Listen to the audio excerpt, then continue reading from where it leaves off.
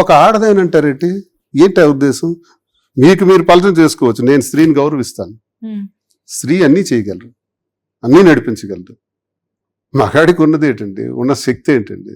శరీర దారుఢ్యం తప్ప, అదొక్కటి తప్ప ఇంక ఏ శక్తి లేదు మగాడికి. అన్ని శక్తులు స్త్రీకే ఉన్నాయి, ఆదిపరాశక్తి. సో అక్కడ సరెండర్ అయ్యానంటారా? ఎస్. నైస్. తెలుగులో భగవద్గీతలు పురాణాల గురించి చెప్పారు, బానే ఉంది.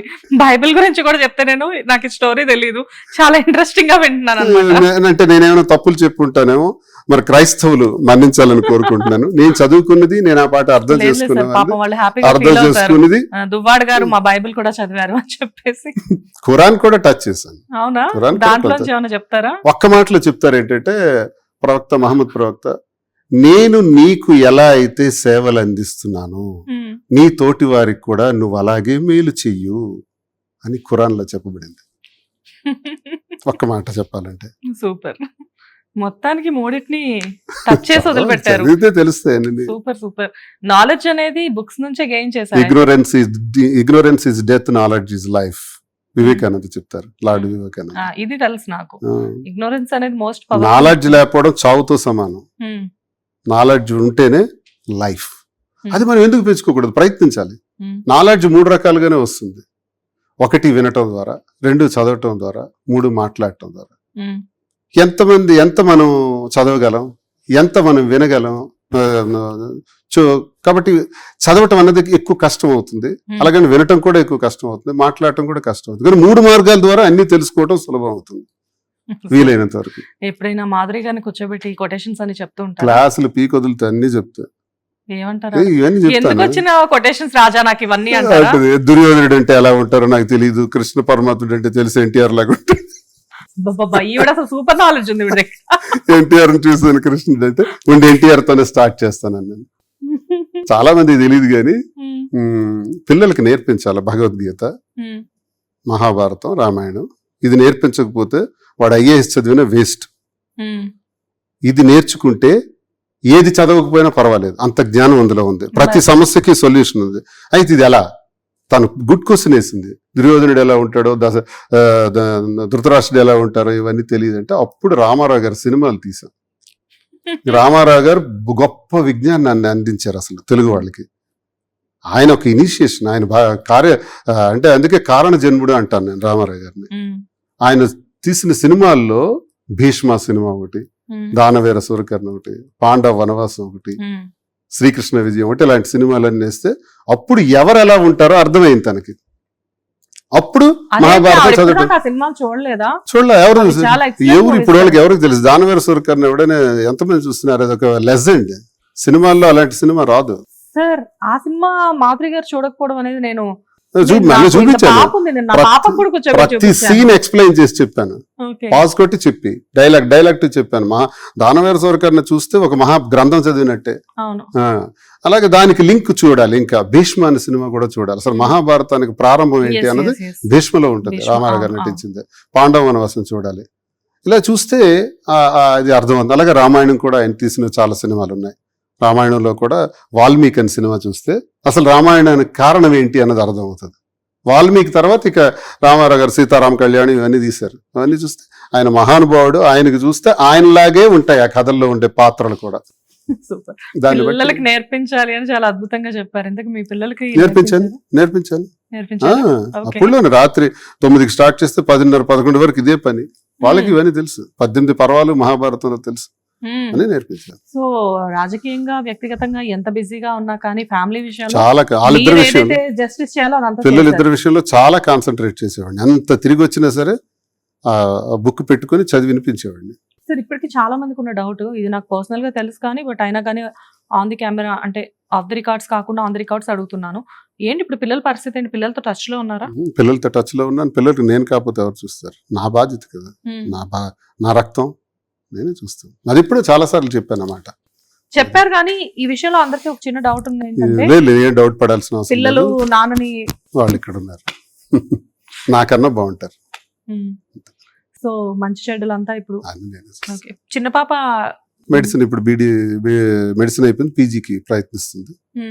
పాపకు పెళ్లి చేయాలి, నా బాధ్యత లేవని నేనే చూసుకుంటాను. సో పెళ్లి అదంతా కూడా నేనే అన్ని గ్రాండ్ గా గర్వంగా చేస్తాను. మరి ఇక్కడ నుంచి మాధురి గారి సపోర్ట్ ఉంటుందా? ఉంటది కదా, మీ ఇద్దరం అనుకున్నాం అని. మరి మాధురికి కూడా 3 పిల్లలు ఉన్నారు కదా, అవి కూడా మేము చూసుకోవాలి కదా. మన మాధురి పాపకి ఫంక్షన్ అయితే అలా చేసాం గ్రాండ్ గా హైదరాబాద్. అందులో నేను డాన్స్ కూడా వేసాను కదా. అన్ని మా దగ్గర ఏ స్ప్లిట్స్ ఉండవు, ఏ డిస్కషన్స్ ఉండవు. All the things, all the targets and all the issues we discussed and we came to decision also. ఒక నిర్ణయానికి కూడా వచ్చేసినాం, అన్ని అది ఎలా చేయాలన్నది ఒక ఆలోచన చేసుకున్నాం. చాలా మంది అనుకున్నట్లుగా మీ రిలేషన్షిప్ లో బూతులు వెతికే కంటే కూడా మీ రిలేషన్షిప్ లో మీరిద్దరు ఒక బెస్ట్ ఫ్రెండ్స్ గా ఉన్నారు అనుకోవచ్చా? ఎస్, రిలేషన్ ఆడామగకి రిలేషన్ భూమి మీద చెప్పడానికి ఏముంటది, శారీరక రిలేషన్ ఉంటే ఉండొచ్చు, అది common, very very less time and very less period. అది పెద్ద సబ్జెక్ట్ కాదు, అది అందరికీ తెలిసిన విషయం మనం ఆడామని. కానీ we have very good friendly relation. అభిమానం, ఆప్యాయత, బాధలను పంచుకోవటం, త్యాగం చేయటం. నాకు దశలో ఆర్థికంగా నేను అన్ని ఆస్తులు రాసేసిన తర్వాత కొంత ఒక ఇల్లు నిర్మాణం చేసుకోవాలని ఇబ్బంది వచ్చేటప్పుడు నా దగ్గర డిపాజిట్స్లో ఉన్నవి ఒక 2 crores వరకు ఉంది, అవి అర్జెంటుగా రెడీ చేయండి అని అకౌంట్లోకి ట్రాన్స్ఫర్ చేసేసింది. ఆ ట్రాన్స్ఫర్ స్టేట్మెంట్స్ కూడా ఉంటాయి, ఫిక్స్డ్ డిపాజిట్లనే ట్రాన్స్ఫర్ చేసేసింది. అంటే దీన్ని ఏమనాలి, త్యాగం కదా. ఎందుకు చేయాలి, నేనెవడు, నాకెందుకు చేయాలి? పోనీ నాకేమైనా ఆస్తులు అంతస్తులు ఉన్నాయా, నాకేమైనా పేరు పైగా నేనేమైనా పెద్ద హోదాలో ఉన్నవాడినా, లేకపోతే ప్రపంచంలో అందగాడినా, ఏమున్నాయి నాకు? కానీ చాలా మంది మాకు అంటే బయట మాట్లాడుకునేది ఏంటంటే శ్రీను గారి దగ్గర డబ్బులు ఉన్నాయి కాబట్టి ఇప్పుడు ఆయన దగ్గరికి వెళ్ళింది అని మాట్లాడుతారు కదా. పన్నోడు ఈ గాసిప్స్, ఈ ట్రోలర్స్ మాటలు పట్టించి మా బాధ ఏంటో మాకు తెలుసు కదా, వాళ్ళకి ఏం తెలుస్తుంది? ఇది పనిగట్టుకుని చేసే టీం ఒకళ్ళు ఉంటారు, వాళ్ళు చేస్తుంటారు. ప్రతి కామెంట్ మీరు ఓపెన్ చేసి చూడండి, ఫేస్బుక్ లో వచ్చే ప్రతి comment locked, Facebook locked, YouTube లో వచ్చే కామెంట్ లాక్డ్, కావాలనే కొంతమంది పెడుతుంటారు. These comments are fake. ఈ 4 ఏళ్లలో నాకెవ్వరూ ఎదురుపడి ఒక్క మాట కూడా అనలేదు ఈ కామెంట్స్ నిజమైతే. మన ఏదో ఛానల్లోనూ నాకు కూర్చోబెట్టి ఆ ఛానల్లో డైరెక్ట్ గా ఫోన్ లింకప్ చేసేసినారు. 8 మంది ఫోన్ చేశారు. 8 మంది కూడా నన్ను పొగిడి, నా కీర్తించి, నా గొప్పతనం మీద పాట కూడా రాసి వినిపించాడు ఆయన. అంటే నేను బయట తిట్టే వాళ్ళందరూ ఇప్పుడు ఫోన్ లో కూడా తిడతారేమో అనుకున్నాను నేను. వచ్చిన 8 ఫోన్లు నాకు పాజిటివ్ గా వచ్చి, అంటే ప్రజల్లో నేను చూసింది వేరు, విమర్శల ద్వారా వస్తున్నది వేరు. విమర్శలకే నిజంగా విమర్శించాలనుకున్నాడైతే సద్విమర్శ చేస్తాడు, బూతులు పెట్టి తిట్టడం. నన్ను ఇష్టానుసారంగా బూతులు పెట్టి తిడుతున్నారంటే వాళ్ళు నేనంటే పడని టీం, అదంతా ఆ టీం తిడుతూనే ఉంటారు. అండ్ మాధురి గారు ఇప్పుడు మీకు మంచి చెడ్డలే కానివ్వండి, అండ్ మీకు సంబంధించిన ఏవైనా కానీ ఆవిడకి మొదటి నుంచి దగ్గర చూసుకునే అలవాటు, అంటే మీ ఇద్దరితో ఒక స్పెషల్ బాండింగ్. సో ఇప్పుడు ఈ right now what is your feeling? She is not with you right now కదా.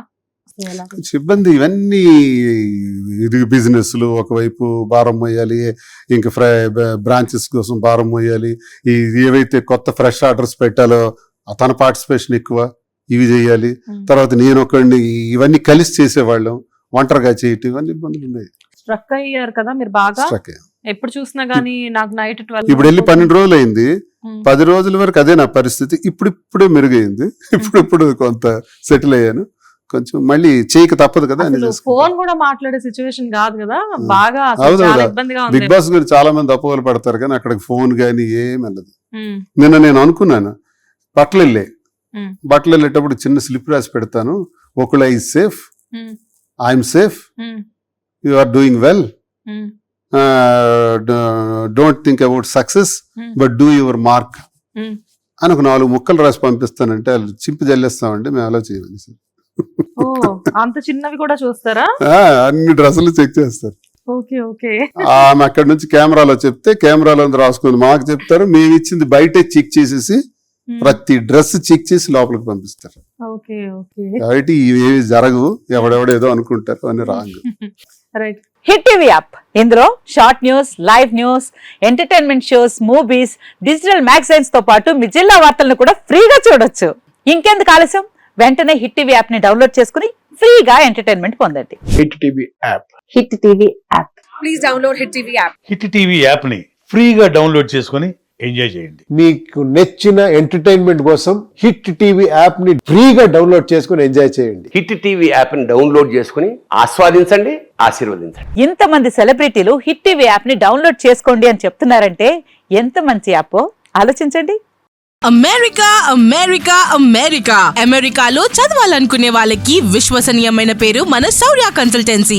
UK లో 1 year masters. UK లో 1 year masters. 2 years work permit up to 5 years visa. Contact Saurya Consultancy.